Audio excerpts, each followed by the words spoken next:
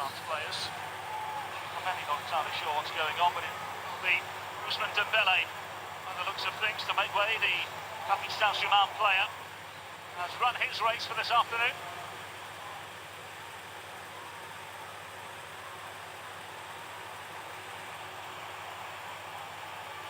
So Chouameni is the player that will depart for N'Golo Kante.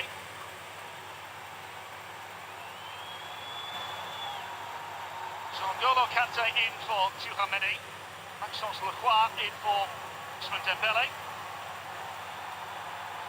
More tactical shifts now. You get Kante who can sit in front, Lacroix as well that can go and help show up the back line.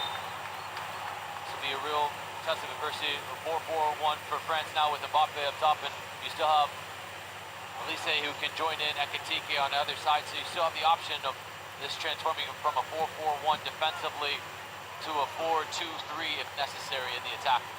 So, for those slightly confused, there was an obvious miscue, and Ibrahim Konate does remain on the field. So, welcome to international football. Maxence Lacroix. It's Casemiro. France down to 10 men.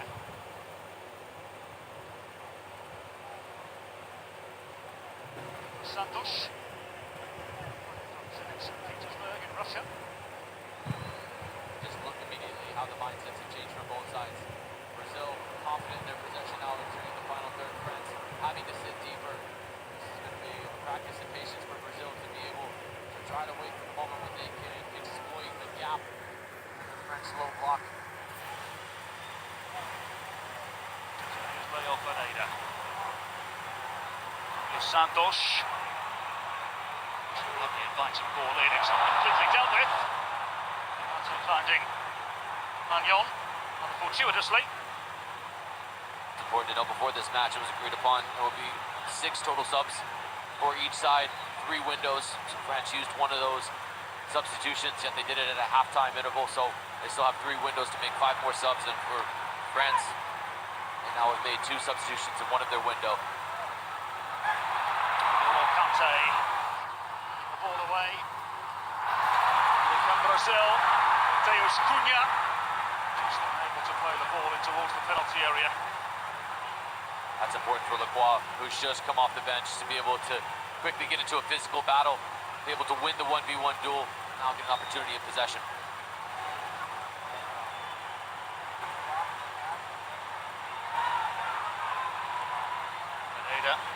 And nonsense time clearance, still cushioning into the path of Elise. Here's Magnon. It's almost a bite there. From Vinicius Junior. Of course, at the bottom of your screen, Brazil set to make a change. João Pedro of Chelsea set to enter shortly. We're told for Gabriel Martinelli.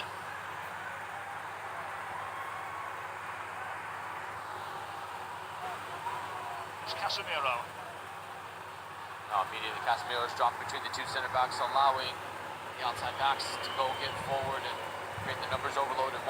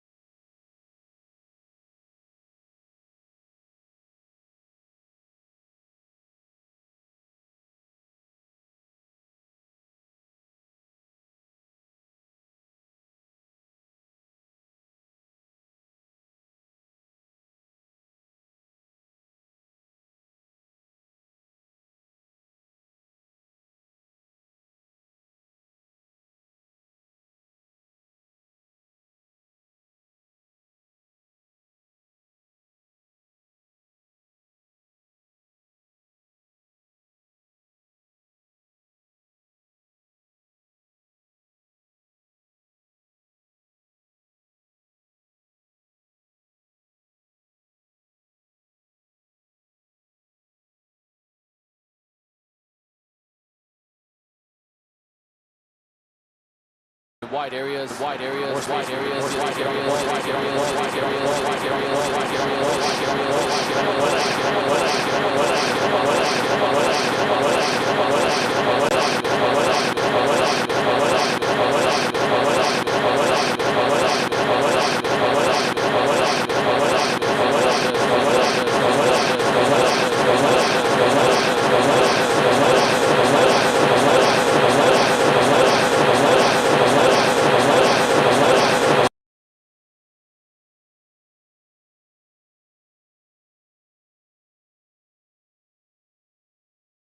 Vinicius Junior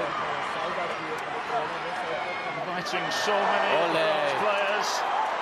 Here's Casemiro, Douglas Santos, and behind for a corner.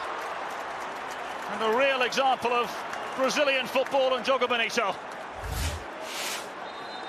That right there, that little snake inside to out is worth the price of admission. And then Casemiro doesn't even look when he plays this through to Douglas Santos. Wonderful recovery though from Malo Gusto. Sells out on the block to be able to deny the ball played across the top of the six.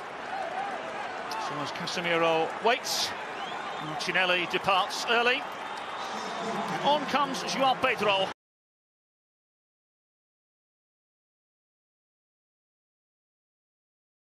Oh, 21 goals in all competitions this year for Chelsea, 14 of those in the English Premier League.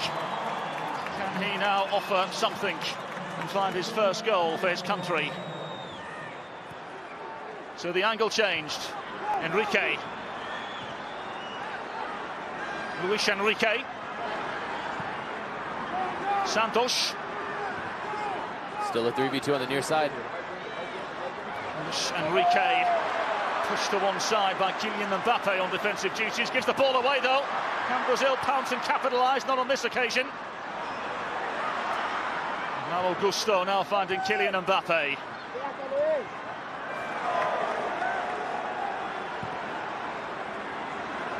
Here's Lacroix. His France debut.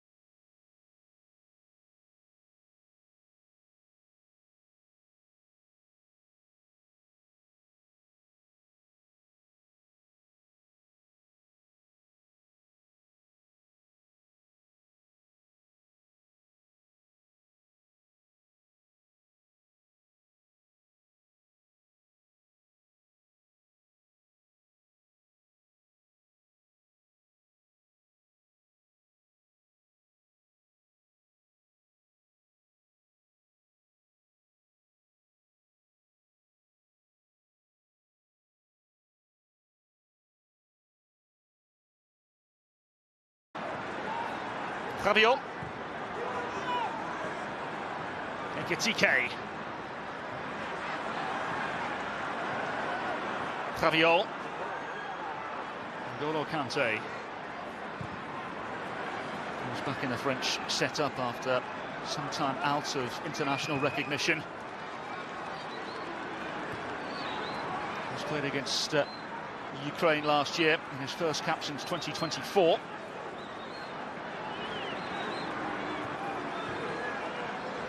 Brazil now have shifted to a 4-3-3. Vinny Jr. is still the focal point of the attack, and I'd like to see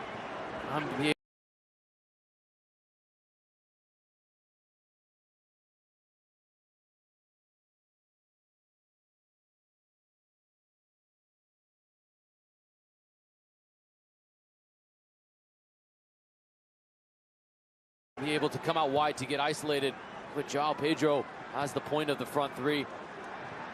Just causes some real physical concerns of Vinny Jr. going against Konate, against Lacroix. It's been a real point of emphasis for France to win the ball back time and time again. Brazil haven't learned yet with their tactical changes. Here come 10-man France. Olise with the ball at feet. Ekitike!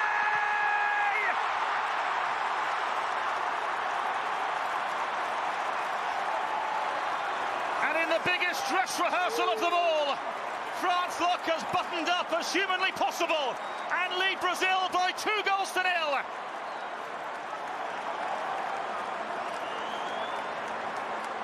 Free-flowing French football at its finest. Kylian Mbappe draws so much attention at the bottom of the screen that it gets Leo Pereira shifting too much to join Douglas Santos, and Hugo Ekitike finds this space just in behind Wesley, who was caught forward when the ball turned over. Ekitike stays wide, and that is a brilliant ball from Olise to understand the attention's going to go to the talisman Mbappe, so he goes with the other thought process with another inch-perfect pass through. And much like the first goal that Mbappe scored, Ekitike stabs underneath it, inviting Ederson out, and then going up and over.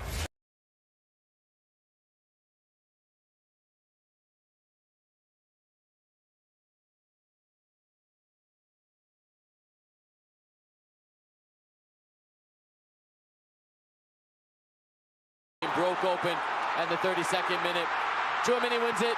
Dembele immediately breaks the 4 defenders from Brazil, and Mbappe, man with all of the eyes of footballing world around him, finishes it so calmly. And in the second half, he was willing to roll up his sleeves and do the defensive work as well.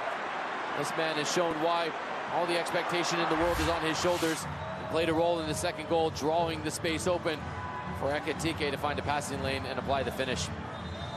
Well, he, once again, flawless for France.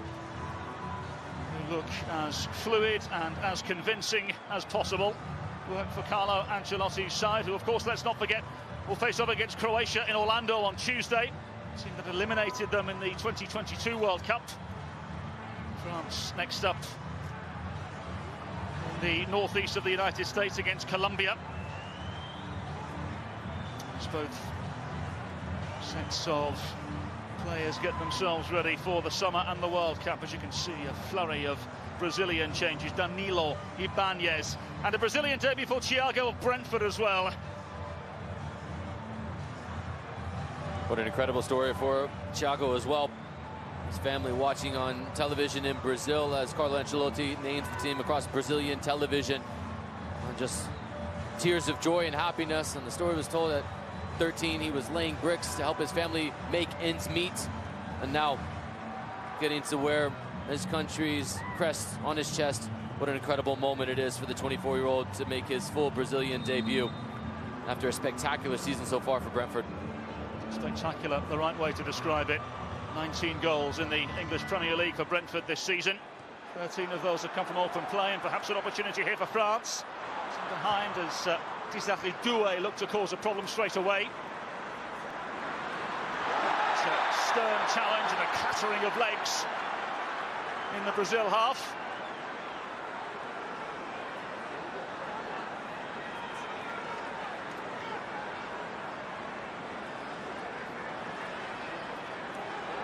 Yellow card brandished out.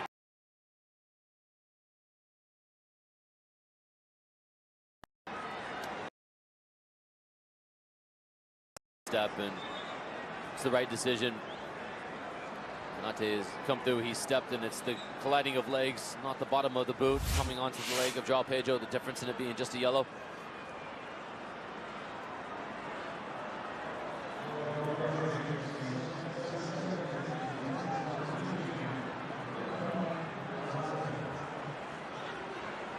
So here's Pereira.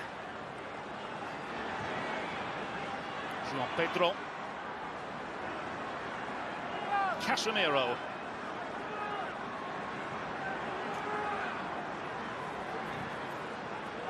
Into the wide areas they go for Vinicius Junior. Can he help them pave the pathway into the contest? Vinicius Junior, full of ideas as always. Mike Magnon able to gather. It's been a frustrating afternoon for Vinicius Junior. Has been obviously the player that has had the most attention from the French defenders. Vinicius has just been unable to find himself in positions where he can really go 1v1. It's always been a second French defender that's shaded over to provide extra defensive support.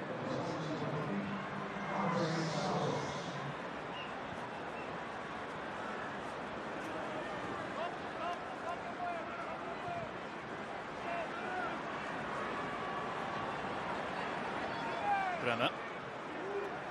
Casemiro.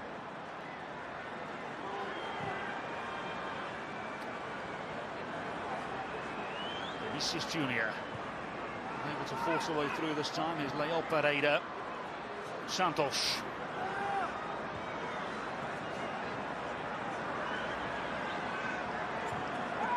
It's Casemiro. Surveying the scene and keeping it forward, looking for Thiago and Co. Quickly done by Chouhan. Feels a little bit too late, but now Vinicius has started to shade outward. When you get Thiago to come in the central position, same can be said for Joao Pedro. It's a better option for Vinicius. It's also a better option for Brazil if they're going to try to play more direct entry balls in. Thiago and Pereira not the only debutants for Brazil. The pass there from Danilo was exquisite on his Brazilian debut. Here's Vinicius Junior, lovely ball in and away by the hell of Lacroix.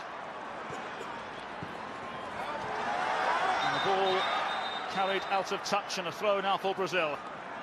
Lacroix's been good since coming on, making his debut. The nerves pushed to the side. He's been able to handle it, and this is what we've been asking for all afternoon long, to get Vinicius in positions where he can impact from wider areas.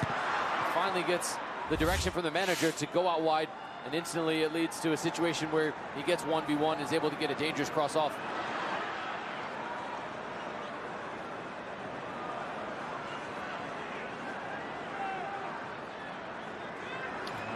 With no goal in the last 8 in all competitions. Formerly of Borussia Mönchengladbach, of course a Champions League finalist with Inter.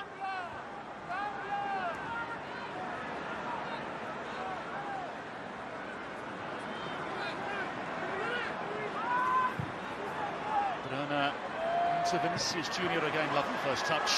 So good. Vinicius Junior. Twisting and turning and just unable to wriggle through this time, brought forward by Chouhan and Rabiot. Thought was to find Desiré Doué, they do that. Desiré Doué now down under the challenge, and the referee blows the whistle and distributes the yellow card to Brunner.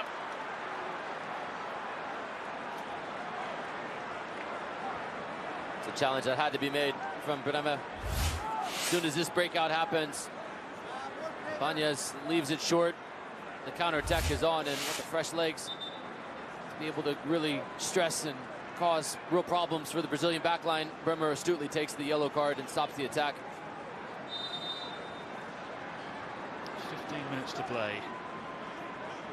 Two managers at the complete polar opposite ends of happiness and dissatisfaction here today, no doubt. Once we have the opportunity, Jamie, with 15 minutes remaining, what's been the assessment of the second half from your vantage point? Brazil started out really strong. They did really, really well, and they forced themselves into a position to go up a man with the sending off of Upamecano. But with that, it has to be said, I don't feel as though Carlo Ancelotti has got it completely right with the decision to put Vinicius as the center forward for a vast majority of this match, roughly 70 minutes or so of this, going against Kanate and Upamecano while he was on the pitch. Feel as though when there was a change made, it should have been to get Vinicius wider and isolated. It hasn't happened until late on, and instantly his teammates are starting to find him more and more. I think tactically it was a late change, and it was a misjudgment from Ancelotti.